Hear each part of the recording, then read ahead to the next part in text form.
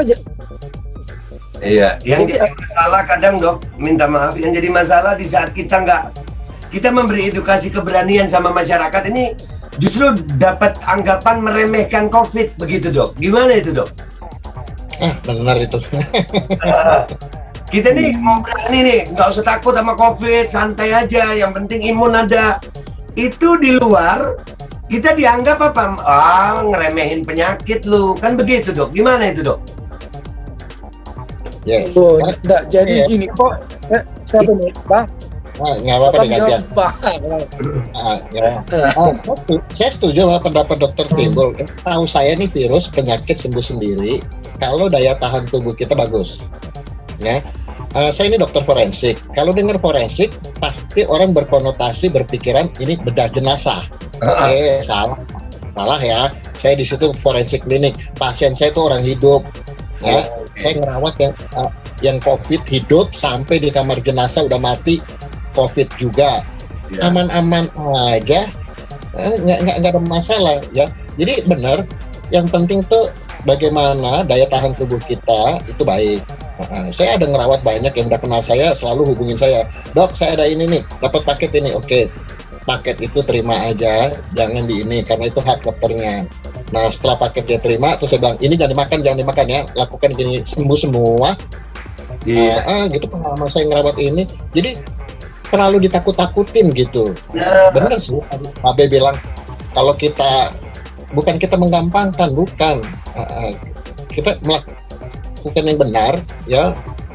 Yang takut itu kan yang berbuat dosa, jadi takut mati. Kalau nggak punya dosa ya ngapain takut?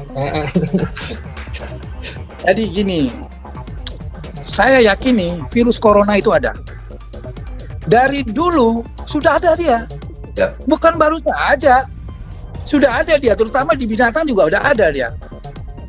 Nah, mungkin di sini gejalanya beda dengan flu yang seperti biasa, influenza. Mungkin dia lebih parah kalau manusia dapat sampai dua kali lipat. Tadinya kita nyeri tubuh kita dengan influenza biasa, dia bisa 2 kali lipat nyerinya. Sehingga orang merasa, wah ini aneh, apa ini?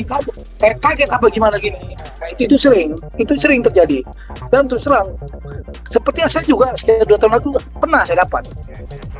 Saya tahu, tapi karena saya cuek, saya tidak tahu, saya sembuh sendiri begitu. Nah, jadi begini Pak, ada di sifat manusia itu, ya, rasa khawatir itu ada, sama setiap semua orang ada.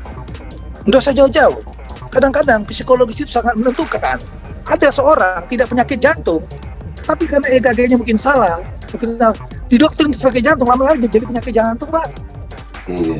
Nah, jadi maksud saya tidak meremehkan virus corona, tidak.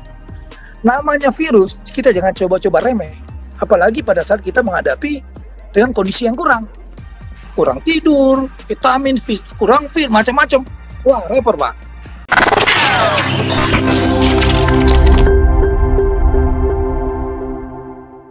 Assalamualaikum warahmatullahi wabarakatuh. Selamat sore semuanya, guys. Kembali di channel Babe Aldo RA135. Kali ini Babe Aldo kedatangan tamu-tamu luar biasa nih. Yang pertama, gue sampai harus nyatet namanya karena gelarnya banyak banget. Yang pertama, Dr. Timbul Tampu Bolon, SH, MKK, pengacara medis. Jadi beliau selain dokter juga pengacara. Dr. Timbul, apa kabar? Kabar baik, Babe. Ya, ya. Alhamdulillah. Dan ada Dr. Siswo P. Santoso, SP.F SH MHKes. Beliau ahli forensik. Dr. Siswo, apa kabar? Kabar baik, Babe. Asik aja dah pokoknya. Jadi begini dok, terserah yang mana duluan nih yang mau menyampaikan. Kami ini kan, saya mewakili masyarakat nih. Semenjak podcast saya sama Dr. Louis, itu kan booming banget tuh. Jadi masyarakat ini mendapatkan kerancuan informasi tentang bagaimana menangani kalau ada keluarga atau teman atau orang sekitar kita yang mengalami gejala seperti yang digambarkan tentang COVID ini. Terserah yang mana dulu nih yang ngomong. Paling tidak bisa memberi informasi yang menenangkan nih. Kalau Dokter Timbul bilang yang tua dulu, tapi yang tua bilang kasih kesempatan yang muda lah.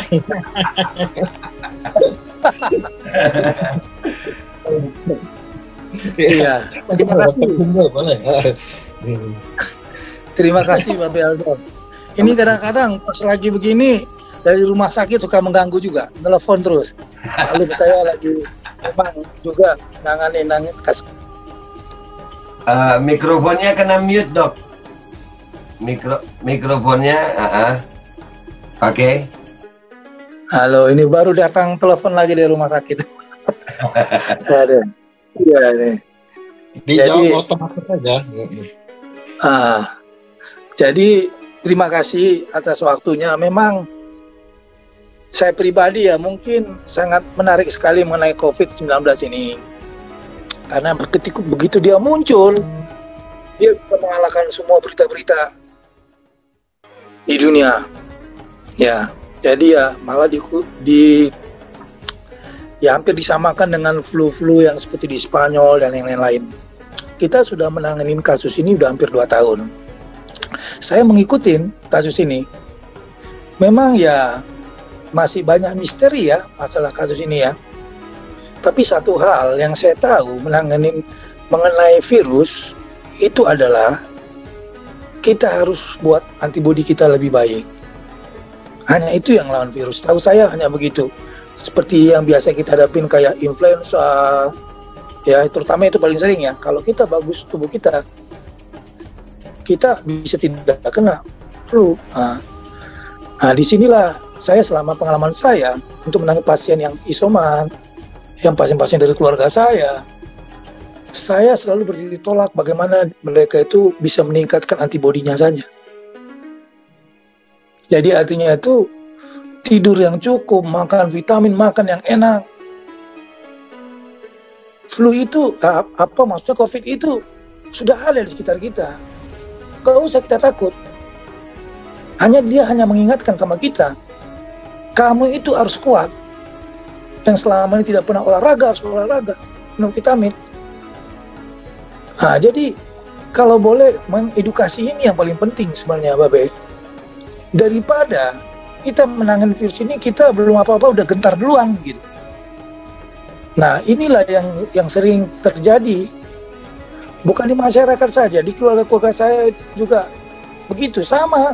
Tapi saya berusaha dengan sekuat tenaga mengedukasi mereka. Ya, akhirnya mereka itu ya yang sudah pernah kena COVID, aman-aman saja semuanya, selamat. Itu. Nah, saya tidak berbicara masalah pemberian antibiotik atau antivirus. Saya kira itu second line lah. Itu artinya itu saya belum masuk di pikiran saya untuk pemberian obat-obat begitu. Karena bagaimanapun side effect-nya itu harus saya pikirkan. Apalagi dengan pemeriksaan dosis yang tinggi, kayak Avigan, sampai 8 tablet apa segala, saya tidak tahu apa mereka itu punya penyakit lambung atau punya penyakit lain. Jadi atau azitromisin dan lain-lain, saya tidak kepikir ke sana. Tapi yang jelas, saya meningkatkan antibodi mereka. Itulah di pikiran saya. Dan akhirnya ya, puji Tuhan ya, di keluarga saya itu kalau masalah COVID nggak takut, nggak kaget, mau datang kayak mau apa kayak terserah aja. Iya, yang jadi masalah kadang dok, minta maaf, yang jadi masalah di saat kita memberi edukasi keberanian sama masyarakat ini justru dapat anggapan meremehkan COVID begitu dok. Gimana itu dok? Benar itu. Kita nih mau berani nih, nggak usah takut sama COVID, santai aja, yang penting imun ada. Itu di luar kita dianggap apa? Ngeremehin penyakit lu, kan begitu dok? Gimana itu dok? Yes. Jadi gini kok, siapa nih, Bang? Nggak apa-apa digantian. Saya setuju sama pendapat Dokter Timbul. Tahu saya nih virus penyakit sembuh sendiri kalau daya tahan tubuh kita bagus. Ya, saya ini dokter forensik. Kalau dengar forensik, pasti orang berkonotasi berpikiran ini bedah jenazah. Salah ya. Saya di situ forensik klinik. Pasien saya itu orang hidup. Ya, saya ngerawat yang COVID hidup sampai di kamar jenazah udah mati. COVID juga, aman-aman aja, nggak ada masalah ya. Jadi benar, yang penting tuh bagaimana daya tahan tubuh kita itu baik. Saya ada ngerawat banyak yang udah kenal saya, selalu hubungin saya, dok saya ada ini nih, dapat paket ini, oke. paket itu terima aja, jangan di ini karena itu hak dokternya. Nah setelah paket dia terima, terus saya bilang ini jangan dimakan ya, lakukan gini, sembuh semua. Gitu pengalaman saya ngerawat ini. Jadi terlalu ditakut-takutin gitu. Bener sih, Babe bilang kalau kita bukan kita menggampangkan, bukan. Kita melakukan yang benar, ya. Yang takut itu kan yang banyak dosa, jadi takut mati. Kalau nggak punya dosa ya ngapain takut? Ya, itu aja simpel aja gitu. Nah, gitu Be. Jadi makanya itu Dok, kira-kira kalau kita mengalami yang disebut gejala COVID dalam tanda kutip ya kan, kira-kira yang langkah pertama kita lakukan itu sebetulnya harus kemana Dok? Karena sekarang ini yang terjadi adalah kalau kita orang udah takut duluan gitu. Perasaan takut ini kita ngelawannya gimana? Kami berharap ada informasi dari dokter yang bisa menenangkan kami masyarakat ini. Oke, baik. Atau saya jawab aja ya, Bang. Ya, Bang. Siap. Jadi gini, saya yakini virus corona itu ada. Dari dulu sudah ada dia. Ya. Bukan baru saja. Sudah ada dia, terutama di binatang juga udah ada dia.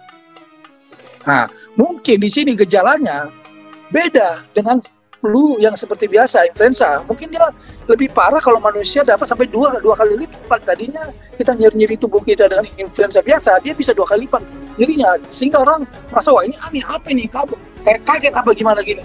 Nah, itu sering terjadi. Dan terus terang, seperti saya juga setiap 2 tahun lalu pernah saya dapat. Saya tahu, tapi karena saya cuek, saya tidak tahu, saya sembuh aja sendiri begitu. Nah, jadi begini Pak, ada di sifat manusia itu, ya, rasa khawatir itu ada, sama setiap semua orang ada. Nggak usah jauh-jauh. Kadang-kadang psikologis itu sangat menentukan. Ada seorang tidak penyakit jantung, tapi karena EKG-nya mungkin salah, mungkin di dokter untuk penyakit jantung, lama-lama jadi penyakit jantung Pak. Iya. Nah, jadi maksud saya tidak meremehkan virus corona, tidak. Namanya virus, kita jangan coba-coba remeh. Apalagi pada saat kita menghadapi dengan kondisi yang kurang tidur, vitamin, kurang fit, macam-macam. Wah, repot Pak.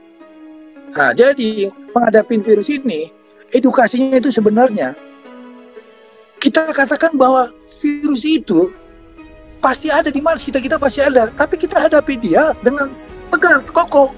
Saya bisa hadapi dia dengan kesehatan saya, optimis saya, dengan sehat. Saya makan yang cukup. Mungkin di sini kita mulai ditegur sama Yang Maha Kuasa. Ayo, selama ini kamu tidak teratur hidupnya. Kamu tidak pernah olahraga, apa tidak supaya lebih sehat. Kita tidak tahu, Pak. Jadi artinya kita ambil positifnya saja.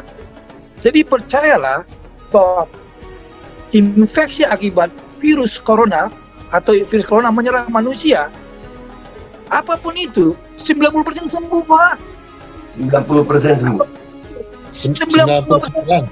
99% sembuh. Nah, saya tapi yang bikin parah virus ini adalah diri kita sendiri, Pak. Jadi kadang-kadang ketika kita tidak tahu bahwa kita sudah punya komorbid atau mulai ada komorbid, gastritis atau penyakit jantung yang mulai kita tidak tahu, tiba-tiba kita sendiri yang takut. Itu penyakit itu semakin menggila, Pak, di badan kita, Pak. Nah, jadi kalau menurut saya, yang paling penting sini edukasinya kepada masyarakat. Jangan takut kalau Anda positif. Jangan takut. Ya itu pun artinya itu bukan Anda saja yang positif, yang lain juga positif sudah sembuh semua. Yeah. Tapi kita optimis bahwa ketika kita positif, ya kita mulai jaga diri yang benar, makan yang benar, istirahat yang benar, santai aja. Bagaimanapun virus ini akan berteman sama kita, akhirnya seperti akan jadi flu biasa, Pak. Okay. Jadi kalau menurut saya, ya itulah yang paling penting. Kalau masalah protokol kesehatan yang dikasihkan oleh Kemenkes atau siapapun itu, obat-obatan, nah ini kadang-kadang berlawanan dengan hati nurani saya ada, Pak. Tapi namanya protokol itu harus diuji. Kalau protokol itu dibuat, ya saya yakini lebih dari 90% dengan protokol itu akan sembuh. Akan dia yakinin, apalagi dengan pemberian antibiotik, antivirus, macam-macam. Nah, kalau tidak tidak melalui dokter memberikannya secara langsung pemeriksaan fisik, dia tanya, kamu ada penyakit jantung nggak? Kamu ada penyakit lambung nggak? Itu bisa menjadi bumerang, Pak. Oke. Nah, jadi kalau menurut saya, makanya kadang-kadang saya berpikir, jadi ya artinya itu saya kembalikan kepada teman-teman Jawa saya. Sekarang masalah corona ditangani di rumah sakit, itu seperti terbalik saya bilang. Artinya maksudnya terbalik itu apa? Ketika pasien datang berobat ke rumah sakit, dia dengan misalnya dengan perdarahan otak, koma, somnolen, dia datang ke, atau somnolen tadi ya, atau koma sekali, dia datang karena perdarahan otak itu, dia berobat datang ke rumah sakit dan ditangani oleh seorang dokter bedah saraf dan neuro. Lama-lama pasien ini bisa pulang sembuh, Pak. Betul. Nah sekarang pasien corona seperti teman saya kemarin baru bertelepon sama saya, ipar saya Pak, telepon sama saya. Nah dia telepon, aduh aku ini kena corona positif, lagi di mana? Di rumah sakit, bla bla bla gitu. Oke, 1 hari 2 hari, 3 hari kemudian sudah sesak katanya. Kemudian 4-5 hari kemudian masuk ICU. Nah saya mikir sekarang, loh kenapa sekarang keadaan kompos mentis, dirawat di rumah sakit, masuk ICU dan meninggal? Benang, kan pasti ada benang yang di situ yang terlewatkan gitu. Ya. Nah, apakah dia ada komorbid? Nah, di sini Pak, kita harus aware sekarang. Kalau misalnya pasien-pasien dengan komorbid, kita harus hati-hati kasih obatnya apa. Kalau tidak komorbid apa? Nah, inilah kalau menurut saya di sinilah yang kami pelajarin. Ya namanya, oke lah, kasus COVID-19 ini baru, tapi di sinilah kita harus pikirkan Pak. Dan banyak teman sejawat kita itu meninggal Pak. Yang dari CM, kompos mentis, lama-lama bisa turun-turun dengan di belakangnya ada komorbid. Jadi kita itu hanya berpikir dia ada komorbid. Ya nggak boleh begitu. Kalau menurut saya, makanya saya tidak bicara masalah interaksi obat atau macam-macam, itu bukan bilang saya. Nah, kalau saya lihat dari segi medis dan sebagai saya seorang pengacara. Nah, sebagai seorang pengacara, saya akan mempertanyakan itu. Kok ada yang koma, somnolen koma, diobatin sembuh. Ini yang kompos mentis yang bisa ketawa-ketawa dulu, lama-lama masuk ventilator, masuk ICU meninggal. Nah, itulah yang secara medis itu PR saya. PR kami lah itu. Nah, namun yang mau saya katakan, mungkin gara-gara itu jadi kadang-kadang masyarakat pasti juga takut. Wah, ternyata meninggal ya. Nah, tapi mungkin bisa ada penyakit penyerta. Nah, tapi yang paling penting itulah penangkapan pasien-pasien yang di depannya ketika dia PCR-nya positif tanpa dia ketahui, mungkin dia OTG itu positif, akhirnya isoman, mungkin dia takut atau segala, akhirnya malah menjadi menjerumus jadi tidak baik. Sesak. Nah, sesaknya ini karena apa? Bisa jadi psikologis, dari obat-obatan. Nah, inilah yang masyarakat itu harus tahu. Yang paling penting menanganinya adalah dengan hati yang tenang. Hati yang tenang, berpikiran positif. Artinya itu percaya 95% kasus COVID-19 itu sembuh. Atau dia kadang-kadang di OTG sana, orang-orang yang tanpa gejala, dia sudah kena Pak. 11-10 hari itu sembuh sendiri Pak. Ya. Nah, inilah yang harus dipahami oleh masyarakat Pak. Ini yang harus dipahami oleh masyarakat. Jadi bukan dia lari atau menghindar atau mengatakan tidak ada COVID. COVID itu ada. COVID-19 virusnya itu ada. Tapi saya yakin nanti mungkin 5 tahun atau ya saya harap tidak begitu lama akan dianggap seperti flu biasa. Setelah masyarakat atau dokter semua sudah sangat mengerti, memahami sekali masalah COVID ini. Saya berharap di sana, Pak. Siap. Jadi begini Dok, sebetulnya kami masyarakat ini juga pengen tenang gitu. Sebetulnya pengen tenang. Cuman kan yang timbul di masyarakat informasi ini, makanya kami berharap dari pihak dokter-dokter, ini kan dokter sekarang seperti terpecah juga dokter Zezo mungkin. Kayak ada yang minta, ada semacam propaganda ketakutan. Jadi kita dibuat takut. Jadi sebetulnya kita itu mau dengar informasi dari yang mana Dok, yang benar ini? Ya, gini, sebenarnya beri masyarakat tuh kesempatan mendengarkan lebih banyak penjelasan. masalahnya dokternya sudah tidak sempat lagi menjelaskan, asik konsen dengan COVID-nya gitu ya. Nah, kalau memang ada yang terkena, memang untuk data berapa yang terkena gitu, memang kita pertama tetap harus lapor ke lini terdepan, itu puskesmas, dokter, supaya terdata, nanti dapat obat. Ya kita tahu lah beban-beban sejawat kita di puskesmas itu udah berlipat ganda, sampai nggak mungkin lagi atau terlupakan untuk menjelaskan kapan minum obat ini. Yang jelas dikasih paketnya. Sehingga kawan-kawan yang saya rawat di rumah setelah menerima paket, di konsultasi saya bilang, enggak, nomor satu kamu yakin kamu bisa pulih. Ini penyakit yang sembuh sendiri dengan daya tahan. Nah, jangan minum obat sembarangan tanpa penjelasan, karena itu berbahaya. Nah, sekarang perhatiin, kamu punya penyakit ini, ya.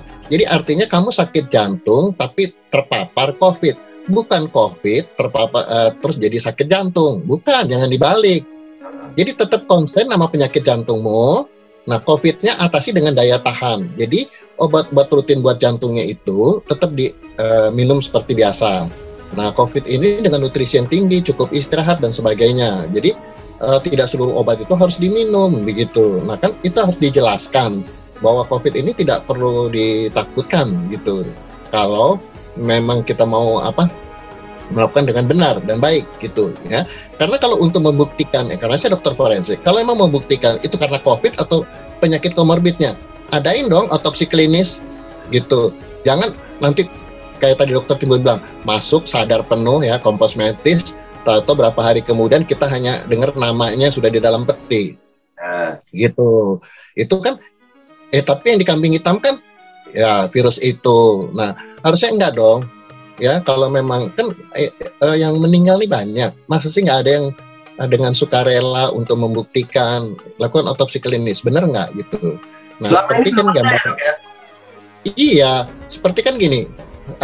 Saya temuan ada beberapa gambaran foto pneumonia. Ternyata waktu diperiksa histopatologisnya itu bakteri, bukan karena si virus. Nah, jadi intinya kan supaya masyarakat tenang, masyarakat harus mendapat penjelasan yang sejelas-jelasnya. Ya, jadi artinya COVID ini, virus ini ada, tidak perlu ditakutin. Kalau hanya sakit ringan, ya lawan aja dengan daya tahan tubuh, cukup dengan nutrisi yang bagus, udah cukup gitu. Terus tetap konsen sama penyakit bawaanmu, jangan ditukar gitu. Karena obat-obat COVID ini juga begitu banyak, sampai kadang membingungkan, mana yang mau diminum duluan, mana yang ini. Nah, itu sering dilupakan. Karena kita diajarin dari zaman saya dulu diajarin, sebelum kasih obat, tanya jawab, periksa, baru dikasih. Kalau nggak cocok, jangan dikasih. Gitu. Jadi edukasi yang jelas, ya, jangan ditakut-takutin. Selalu yang dikedepankan yang meninggal gini, ini. Lah meninggalnya karena apa gitu, ya. Itu aja sih. Ada closing statement dari dokter berdua. Kalau saya udah ngambil kesimpulan ini, dokter berdua nih keren banget nih. Mestinya semua dokter begini nih. Iya, kami lebih tenang lagi gitu.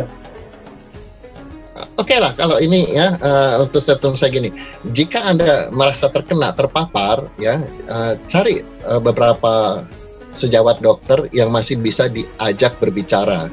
Karena dokter-dokter yang memang Anda laporkan mungkin pas lagi sibuk-sibuknya, sampai tidak sempat istirahat, lelah dan sebagainya, tidak bisa menjelaskan. Yang penting udah, ini obatmu, minum aja, lupa menjelaskan. Nah, cari teman atau pasti banyak, bahkan ada beberapa dokter relawan mau menjelaskan, ya nanti dijelaskan mana yang perlu diminum sekarang, mana yang tidak, mana yang ini gitu. Kalau kita bilang jadi minum semua kan nggak enak juga, itu obat dari dokter juga gitu.